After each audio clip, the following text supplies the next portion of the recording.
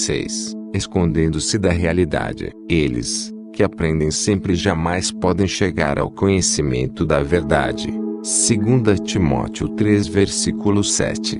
Frequentemente me perguntam: quando devo sair de uma igreja ou equipe de ministério? Até quanto devo aguentar? Respondo: quem o enviou à igreja que você frequenta atualmente? Em algumas das vezes eles respondem: foi Deus. Se Deus o enviou, replico: não saia até que ele libere você. Se o Senhor está em silêncio, geralmente ele está dizendo: não mude nada, não saia, fique onde coloquei. Quando Deus instrui você a sair, você sairá em paz, independentemente da condição do ministério. Saireis com alegria e em paz sereis guiados. Isaías 55 versículo 12. Dessa forma, a sua saída não será baseada nas ações ou comportamentos de outros, mas, sim, na liderança do Espírito. Assim, não se sai por causa de situações difíceis. Sair com o espírito crítico ou ofendido não é o plano de Deus. Isso seria a reação ao contrário de uma ação sob a liderança do Senhor. Em Romanos 8 versículo 14 está escrito: pois todos os que são guiados pelo Espírito de Deus são filhos de Deus. Note que não se diz: todos aqueles que reagem a situações difíceis são filhos de Deus. Na maioria das vezes, a palavra filho usada no Novo Testamento vem de duas palavras gregas, teknon e huios. Uma boa definição para a palavra teknon é aquele que é filho meramente por nascimento. Quando meu primeiro filho, Addison, nasceu, ele era filho de John Beverly simplesmente pelo fato de ter vindo de mim e de minha esposa. Quando ele estava no berçário junto com todos os outros recém-nascidos, não poderíamos reconhecê-lo como meu filho por traços de personalidade. Quando meus amigos e família vinham visitá-lo, não podiam identificá-lo, exceto por causa do nome escrito na placa do bercinho. Ele não possuía nada que o diferenciasse dos outros. Addison seria considerado um teknon de John e Lisa Beverly. Encontramos teknon em Romanos 8 versículo 15 a 16. A passagem diz que, por causa do espírito de adoção que recebemos, o próprio Espírito testifica com o nosso espírito que somos filhos, teknon, de Deus. Quando a pessoa recebe Jesus Cristo como Senhor, ela é filha de Deus por intermédio da experiência do novo nascimento. Veja João 1 versículo 12. A outra palavra para a tradução de filhos no Novo Testamento, huios, muitas vezes, ela é usada no Novo Testamento para descrever aquele que pode ser identificado como filho porque apresenta caráter ou características de seus pais. Quando meu filho Addison crescia, ele começou a se parecer comigo. Quando tinha 6 anos, Liz e eu viajamos e o deixamos com os meus pais. Minha mãe disse à minha esposa que Addison era quase uma cópia carbono de seu papai. Sua personalidade era como a minha quando eu tinha a idade dele. Agora, mais crescido, tornou-se mais parecido. Ele pode ser reconhecido como filho de John Beverly não apenas pelo nascimento, mas pelas características que lembram as de seu pai. Dessa forma, a palavra grega teknon significa, de forma simplificada, bebês ou filhos imaturos, e a palavra grega, huios, é frequentemente usada para descrever filhos maduros. Se olharmos Romanos 8 versículo 14 novamente, leremos: pois todos os que são guiados pelo Espírito de Deus são filhos, huios, de Deus. Podemos ver, claramente, que os filhos maduros são aqueles guiados pelo Espírito de Deus. Os crentes imaturos têm menos probabilidade de seguir a liderança do Espírito de Deus. Muito frequente reagem emocional ou intelectualmente às circunstâncias com que se deparam. Ainda não aprenderam a agir apenas sob a liderança do Espírito de Deus. À medida que Addison crescer, desenvolverá o seu caráter. Quanto mais maduro ficar, mais responsabilidade lhe confiarei. É errado se ele permanecer imaturo. Não é a vontade de Deus que permaneçamos bebês. Uma maneira de provocar o desenvolvimento do caráter de meu filho é através das situações difíceis. Quando ele começou a frequentar a escola, deparou com alguns valentões. Ouvi alguma das coisas que esses garotos difíceis faziam e diziam ao meu filho: e ficava com vontade de ir lá e resolver o problema, mas sabia que isso seria errado. A minha intervenção impediria o crescimento de Edson. Dessa forma, minha esposa e eu continuamos a aconselhá-lo em casa, preparando-o para enfrentar as perseguições na escola. Seu caráter se desenvolveu através da obediência aos nossos conselhos no meio de seu sofrimento. Deus faz algo semelhante conosco. A Bíblia diz: embora sendo filho, Huios aprendeu a obediência pelas coisas que sofreu. Hebreus 5 versículo 8. O crescimento físico é uma função do tempo. Nenhuma criança de 2 anos já teve 1,80 m. O crescimento intelectual é uma função do aprendizado. O crescimento espiritual não é uma função do tempo nem do aprendizado, mas é da obediência. Agora, vejamos o que Pedro diz. Ora, tendo Cristo sofrido na carne, amai-vos também vós do mesmo pensamento, pois aquele que sofreu na carne deixou o pecado. 1 Pedro 4 versículo 1. Aquele que deixou o pecado é um filho de Deus perfeitamente obediente. Ele é maduro e decide seguir os caminhos de Deus e não os seus. Assim como Jesus aprendeu obediência por intermédio do seu sofrimento, aprendemos obediência por meio das dificuldades pelas quais passamos. Quando obedecemos a palavra de Deus, que é falada pelo Espírito, crescemos e adquirimos maturidade nos momentos de conflito e sofrimento. Nosso conhecimento das Escrituras não é a chave para isso. A obediência, sim. Agora, compreendamos por que algumas pessoas da igreja, crentes há 20 anos, sabem de cor versículos e capítulos da Bíblia, ouviram milhares de sermões e leram muitos livros, mas ainda estão usando fraldas espirituais. Toda vez que se defrontam com situações difíceis, em vez de reagirem através do Espírito de Deus, procuram proteger-se do seu próprio modo. Estão sempre aprendendo e jamais chegam ao conhecimento da verdade. 2 Timóteo 3 versículo 7. Nunca chegam ao conhecimento da verdade porque nunca a aplicam. Precisamos permitir que a verdade penetre em nossa vida se quisermos crescer e amadurecer. Não é suficiente aceitá-la mentalmente sem obedecer-lhe. Embora continuemos a aprender, nunca amadurecemos por causa da desobediência. Autopreservação. Uma desculpa comum para a autopreservação por meio da desobediência é a ofensa. Há uma sensação de falsa autoproteção quando guardamos uma ofensa. Ela o impede de ver suas próprias falhas de caráter porque a culpa é transferida a outra pessoa. Nunca precisamos enfrentar o nosso papel, nossa imaturidade ou nossos pecados porque enxergamos só as falhas do ofensor. Desse modo, a tentativa de Deus para desenvolver o nosso caráter por meio desse problema é então abandonada. A pessoa ofendida evitará o ofensor e, eventualmente, fugirá, tornando-se um errante espiritual. Recentemente, uma senhora me contou sobre uma amiga que abandonou a igreja e começou a frequentar a outra. Ela convidou o pastor para jantar em sua casa. Durante a conversa, o pastor perguntou-lhe por que tinha saído da outra igreja. A senhora contou-lhe sobre todos os problemas da liderança daquela igreja. O pastor ouviu e tentou confortá-la. Acho que seria mais sábio se encorajasse a senhora, por meio da palavra de Deus, a lidar com sua dor e atitude crítica. Se necessário, deveria ter sugerido que ela voltasse à sua antiga igreja até que Deus lhe liberasse paz. Quando Deus nos libera paz, não nos sentimos pressionados a justificar nossa saída aos outros.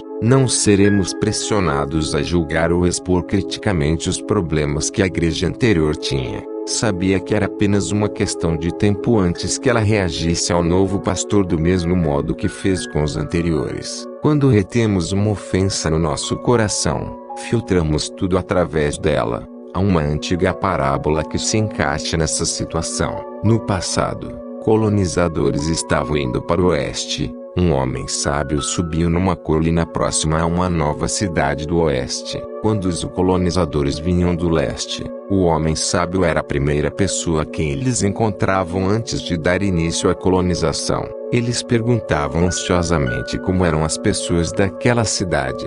Ele respondia com uma pergunta: como eram as pessoas na cidade de onde vêm? Alguns diziam: a cidade de onde viemos é má. As pessoas são fofoqueiras, grossas e tiram vantagem de todas as pessoas inocentes. Ela está cheia de ladrões e mentirosos. O homem sábio respondia: esta cidade é igual a outra que o deixaram. Eles agradeciam ao homem por salvá-los de tantos problemas que estavam prestes a enfrentar, e continuavam sua viagem mais a oeste. Então, um outro grupo de colonizadores chegava e fazia a mesma pergunta: como é esta cidade? O homem sábio respondia novamente: como era a cidade de onde vocês vêm? Eles respondiam: era maravilhosa, tínhamos grandes amigos, todos se importavam com os interesses dos outros, nunca havia carência de nada, porque todos cuidavam uns dos outros. Se alguém tinha um grande projeto,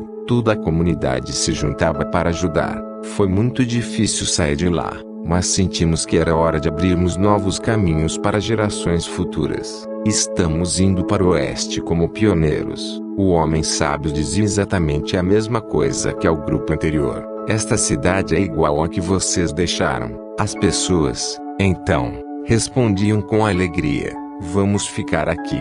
A forma como viam suas relações passadas era o parâmetro para futuras relações. O modo como você sai de uma igreja onde um relacionamento é o mesmo como entrará na próxima igreja ou relacionamento. Jesus disse em João 20 versículo 23: se de alguns perdoardes os pecados, são-lhes perdoados. Se lhes retiverdes, são retidos. Nós preservamos os pecados de outros quando guardamos ofensa ou ressentimento. Se saímos de uma igreja ou relacionamento com ressentimento e amargura, entraremos na próxima igreja ou no próximo relacionamento com a mesma atitude. Será mais fácil, então, sair do próximo relacionamento assim que os problemas aparecerem. Não só teremos de lidar com as mágoas que acontecem no novo relacionamento, mas também com as do relacionamento anterior. Estatísticas dizem que 60 a 65% das pessoas divorciadas acabam separando-se novamente após o novo casamento. A maneira pela qual a pessoa deixa seu primeiro casamento determina o caminho para o segundo. A falta de perdão em relação ao primeiro parceiro atrapalha o futuro do novo relacionamento. Quando culpam o outro, ficam cegos ao seu próprio papel e características. Para piorar a situação depois, eles adicionaram o medo de serem magoados. Esse princípio não se limita ao casamento e ao divórcio. Pode ser aplicado a todos os relacionamentos. Um homem que já havia trabalhado com outro pastor veio para trabalhar na nossa equipe de ministério. Ele tinha sido magoado por seu líder anterior, mas o tempo passou e eu senti que o Senhor me estava direcionando a convidá-lo a trabalhar conosco. Eu acreditava que ele estava no processo de vencer essa mágoa. Telefonei para seu ex-empregador e compartilhei meus planos de trazê-lo para minha equipe. Ele me encorajou e achou que seria uma boa mudança, porque sabia que eu me importava com ambos. Ele acreditava que a cura poderia ser completa enquanto ele trabalhasse conosco.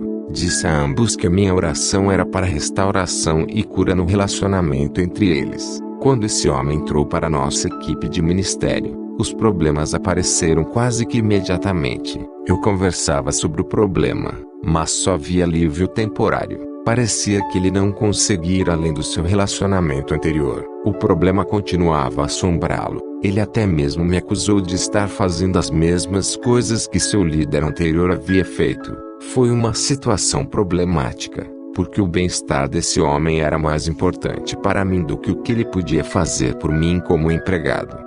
Fiz-lhe algumas concessões que jamais faria a outros empregados, porque eu desejava vê-lo curado. Depois de apenas 2 meses, ele se demitiu. Ele se viu preso na mesma situação que a anterior. Saiu dizendo: John, nunca mais trabalharei em outro ministério novamente. Eu o abençoei e o vi partir. Nós o amamos e a sua esposa. O fato triste é que ele tem um forte chamado em sua vida para exatamente aquilo que abandonou. Embora não signifique que não terá sucesso em outras áreas, fiquei perturbado após sua saída e, então, busquei o Senhor, porque ele foi embora tão depressa quando ambos achávamos que poderia dar certo. Poucas semanas depois, o Senhor usou um sábio pastor amigo para responder a essa pergunta. Muitas vezes, Deus permitirá que as pessoas fujam das situações que Ele deseja que elas enfrentem se elas já se propuseram no coração delas a fugir. O pastor, então, colocou a história de Elias, que fugiu de Jezabel. 1 Reis 18 versículo 19. Elias tinha acabado de executar os profetas de Baal e Azerá. Eles eram os homens que lideravam a nação à idolatria e assentavam-se à mesa de Jezabel. Quando Jezabel soube disso, ameaçou matar Elias em 24 horas. Deus queria que Elias a confrontasse, mas, ao contrário, ele fugiu. Ele estava tão desencorajado que orou pedindo para morrer. Ele não tinha a mínima condição de cumprir a tarefa. Deus enviou um anjo para alimentá-lo com 2 pães e permitiu que ele fugisse por 40 dias e 40 noites para o Monte Horebe. Quando Elias chegou, a primeira coisa que Deus lhe perguntou foi: "Que fazes aqui, Elias?" Parecia uma pergunta estranha.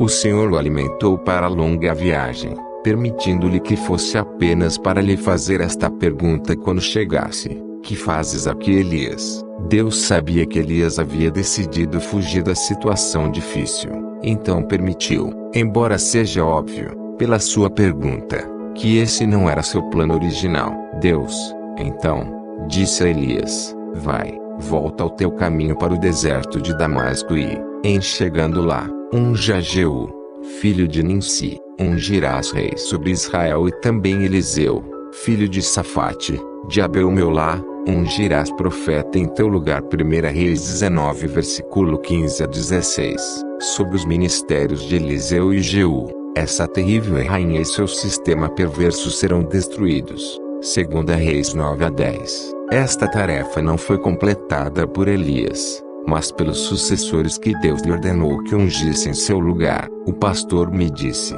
se tomamos uma decisão irrevogável em nosso coração em não enfrentar situações difíceis, Deus vai de fato nos liberar, muito embora não seja sua perfeita vontade. Posteriormente, lembrei-me de um incidente em Números 22, que ilustra essa mesma questão. Balaão queria amaldiçoar Israel pois havia grandes recompensas nisso para ele. Inicialmente, ele perguntou ao Senhor se podia ir, e Deus lhe mostrou que sua vontade era de que Balaão ficasse. Quando os príncipes de Moabe retornaram com mais dinheiro e honra, Balaão foi outra vez a Deus. É ridículo imaginar que Deus mudaria de ideia agora que havia mais dinheiro e honra em jogo para Balaão, mas dessa vez Deus disse para ir com eles. Então, por que Deus mudou de ideia? A resposta é que Deus não mudou de ideia.